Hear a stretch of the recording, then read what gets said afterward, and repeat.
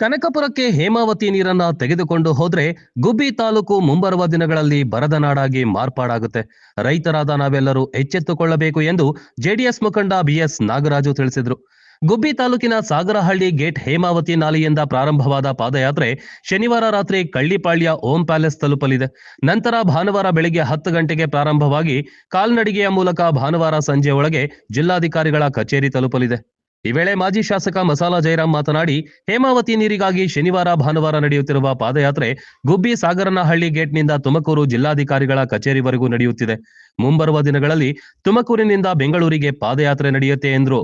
ನಂತರ ಶಾಸಕ ಎಂಟಿ ಕೃಷ್ಣಪ್ಪ ಮಾತನಾಡಿ, ಡಿಕೆ ಶಿವಕುಮಾರ್ ಅವರೇ, ನೀವು ಮುಖ್ಯಮಂತ್ರಿಯಾಗಲು ನಿಮ್ಮ ಹಿಂದೆ 100 ಜನ ಶಾಸಕರನ್ನ ಕರೆತನ್ನಿ, ನಾವು ನಿಮ್ಮನ್ನ ಮುಖ್ಯಮಂತ್ರಿಯಾಗಿ ಮಾಡ್ತೇವೆ ಎಂದು ನೇರ ನುಡಿ ನುಡಿದ್ರು. ಬಳಿಕ ಶಾಸಕ ಸುರೇಶ್ ಗೌಡ ಮಾತನಾಡಿ, ಹೇಮಾವತಿ ನೀರಿಗಾಗಿ ತನ್ನ ಪ್ರಾಣವನ್ನ ಬಿಡ್ತೇನೆ, ನೀರನ್ನ ಬಿಡೋದಿಲ್ಲ. ಚಳಿಗಾಲದ ಅಧಿವೇಶನದಲ್ಲಿ ಮುಖ್ಯಮಂತ್ರಿ ಹಾಗೂ ಸಚಿವರಿಗೆ ಮಾತನಾಡಿ, ತುಮಕೂರು ಜಿಲ್ಲೆಯ ಹೇಮಾವತಿ ನೀರನ್ನು ಕನಕಪುರಕ್ಕೆ ತೆಗೆದುಕೊಂಡು ಹೋಗಲು ಬಿಡುವುದಿಲ್ಲ ಎಂದು ಗುಡುಗಿದ್ರು. ಈ ಸಂದರ್ಭದಲ್ಲಿ ನೂರಾರು ರೈತರು ಭಾಗವಹಿಸಿದ್ರು. ಹೇಮಾವತಿ ಚಾನಲ್ನ ಕೊರ್ರೆಗರ್ರೆ, ಇವತ್ತು ನಾವು ನಮ್ಮ ಗುಬ್ಬಿರ್ತಕ್ಕಂಥ ದಿಲೀಪಣ್ಣ, ನಾಗರಾಜಣ್ಣ, ಎಂ ಪಿ ಕೃಷ್ಣಪ್ಪಣ್ಣ, ಸುರೇಶ್ ಗೌಡ, ಜ್ಯೋತಿ ಗಣೇಶರು ಮತ್ತು ಶಿವಣ್ಣವರು, ಏನು ನಮ್ಮ ಚಿಕ್ಕಕಡೆಯಿಂದ ಬಾಬಣ್ಣವರು, ಶಾಂತಕುಮಾರ್ ಅವರು, ಸುಮಾರು ಜನ ನಾವು ಇವತ್ತು ಏನು ಇರ್ತಕ್ಕಂಥ ಸಾಗರಹಳ್ಳಿ ಗೇಟಿಂದ ತುಮಕೂರಿನ ಪಾದಯಾತ್ರೆಗೆ ಚಾಲನೆ ಕೊಟ್ಟಿದ್ದೀವಿ.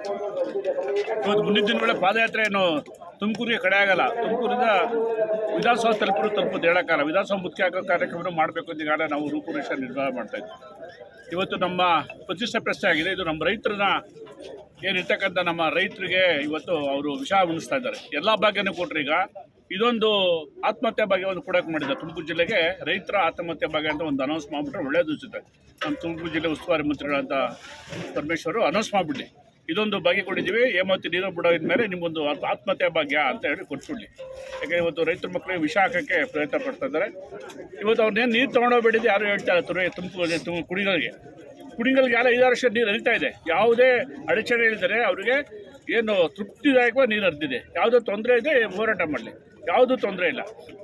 ಅವ್ರಿಗೆ 3 TMC ನೀರು ಕೊಟ್ಟಾಗಿದೆ, ತೊಗೊಂಡಿದ್ದಾರೆ. ಕುಣಿಗಲ್ ತುಂಬಿದೆ, ಮರಕಂಡು ತುಂಬಿದೆ, ಮತ್ತು ಮಂಗಳಾ ಜಲಾಶಯ ತುಂಬಿದೆ, ಕೊಟ್ಕೆರೆ ಜಲಾಶಯ ತುಂಬಿದೆ, ಎಲ್ಲ ತುಂಬವೆ. ಯಾಕೆ ಹೋರಾಟ ಮಾಡ್ತಾರೆ ಇದನ್ನ?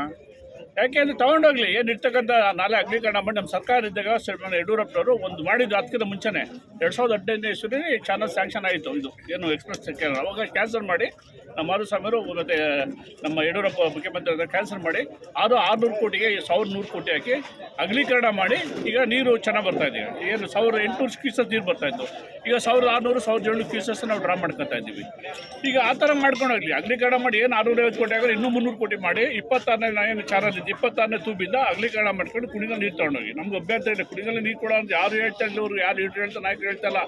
ನಮಗೆ ಏನು ನೈಸರ್ಗಿಕವಾಗಿರ್ತಕ್ಕಂಥ ನಾಲೆಗಳೆಲ್ಲ ನೀರು ಏನು ಚೆನ್ನಾಗಿ ಪೈಪ್ ಲೈನ್ ತೊಗೊಳೋ ಬದಿಗೆ ನಾವು ಇದ್ಲಲ್ಲಿದ್ವಿ. ಯಾಕೆ ನಾವು ಬೇಡ ಅಂತ ಹೇಳ್ತಾ ಇಲ್ಲ. ಯಾಕೆ ಅದರದಾಗ ಇರ್ತಕ್ಕಂಥ ಅಂತರ್ಜಲ ಅಭಿವೃದ್ಧಿ ಆಗ್ತದೆ.